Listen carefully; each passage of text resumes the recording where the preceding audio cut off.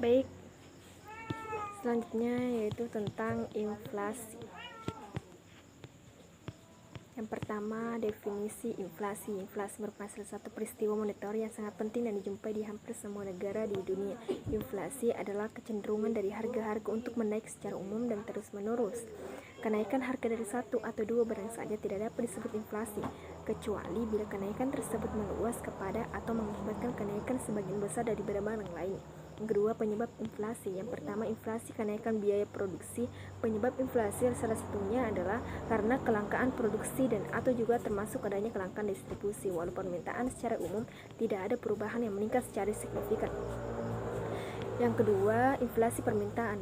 Penyebab inflasi berikutnya terjadi karena permintaan atau daya tarik masyarakat yang kuat terhadap suatu barang. Inflasi terjadi karena munculnya keinginan berlebihan dari suatu kelompok masyarakat yang ingin memanfaatkan banyak barang dan jasa yang tersedia di pasaran. Ketiga, pengaruh terjadinya inflasi. Yang pertama, membuat masyarakat menjadi enggan menabung di bank. Yang kedua, kemampuan ekspor negara melemah. Terjadinya inflasi juga berpengaruh pada ekspor karena biasanya mengalami penurunan sehingga menyebabkan berkurangnya definisi negara. Yang ketiga, penetapan harga pokok dan harga jual menjadi sulit. Inflasi berpengaruh pada kalkulasi harga pokok. Presentasi inflasi di masa depan biasanya tidak dapat diprediksi secara akurat.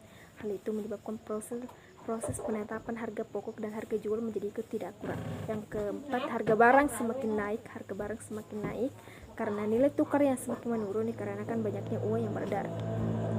Kebijakan ekonomi. Yang pertama, tujuan kebijakan ekonomi makro adalah untuk meningkatkan dan mempertahankan kestabilan perekonomian dalam negeri.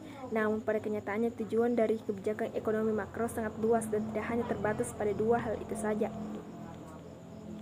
Yang kedua, kebijakan fiskal. Kebijakan fiskal merupakan kebijakan yang bertujuan untuk mengubah besar kecilnya pengeluaran dan penerimaan negara dan merupakan dasar bagi pemerintah untuk membuat perubahan dalam sistem perpajakan, pengeluaran pemerintah, dan kebijakan lainnya yang bertujuan untuk mempengaruhi faktor interaksi penawaran dan permintaan dalam kegiatan ekonomi. Ketiga, kebijakan fiskal yang sengaja merupakan kebijakan dalam mengatasi masalah ekonomi yang sedang dihadapi dengan cara memanipulasi anggaran belanja secara sengaja, baik melalui perubahan perpajakan maupun perubahan pengeluaran pemerintah.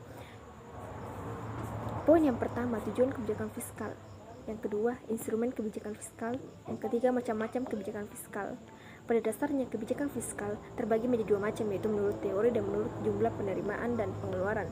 Yang keempat, kebijakan moneter. Kebijakan moneter adalah sebuah kebijakan yang dikeluarkan oleh bank sentral dalam bentuk pengaturan persediaan uang untuk mencapai tujuan tertentu. Kebijakan moneter dapat melibatkan menggeser standar bunga pinjaman, kapitalisasi untuk bank, atau bahkan bertindak sebagai peminjam usaha terakhir atau melalui persetujuan melalui negosiasi dengan pemerintah lainnya, sehingga itu menjadi salah satu kendala.